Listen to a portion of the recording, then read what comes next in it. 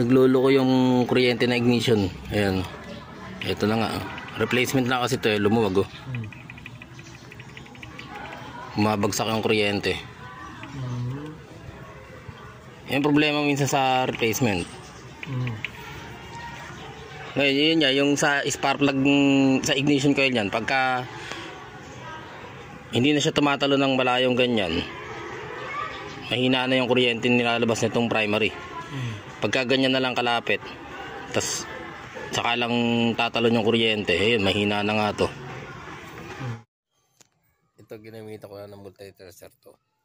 Mabagsak ang kuryente niya 45, tas bigla mabagsak. Ang normal kasi nito is dapat kuryente nito nasa 50 volts pataas. Pag bumagsak yan ng 45 tapos pababa, nagluloko na yan. Ayan o, ito original to. Medyo mahal lang pero quality naman to. Nabiyahe lang to ng malalayo tapos nasunod sa patay. Yan, nagkaganyan eh. Yung replacement talaga pang samantala lang. Ito yung pagkakaiba ng original. Ito yung original. Ito yung replacement. Makapal yung original. Makapal lang rewind nito eh. Saka matibay. Ito eh, umalog eh.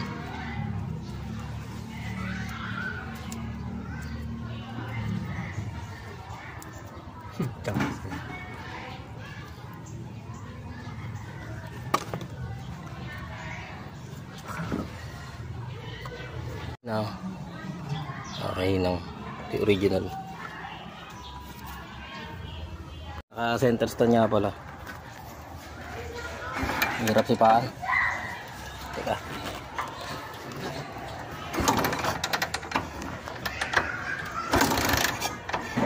Oh, 57. 54.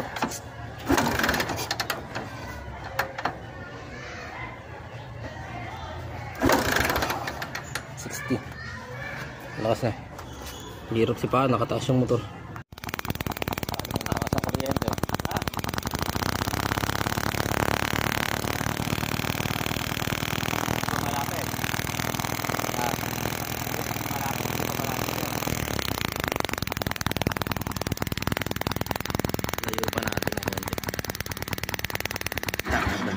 Sa kamay ko tumalon.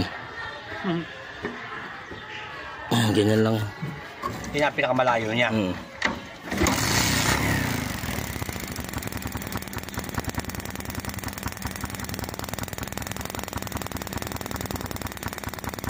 Tumatalon pa rin kahit malayo. Lalayo ko eh. Malayo na yan. Ayan. Kata niya ilayo na yan. Ganda ko yan siya. Kahapon eh, kailangan pa ilapit.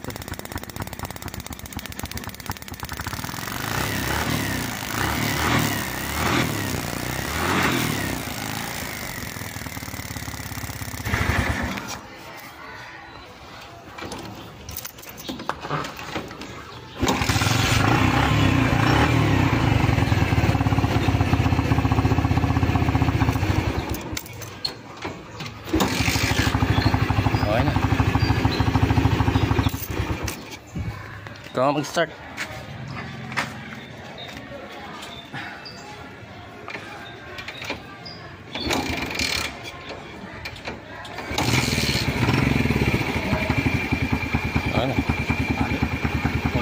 Lalo ako mahina ang yung stator pang ano.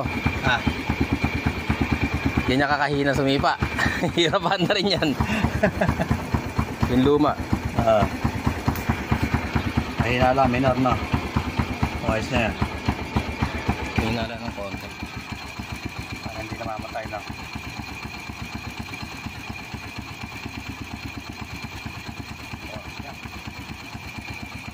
Okay na.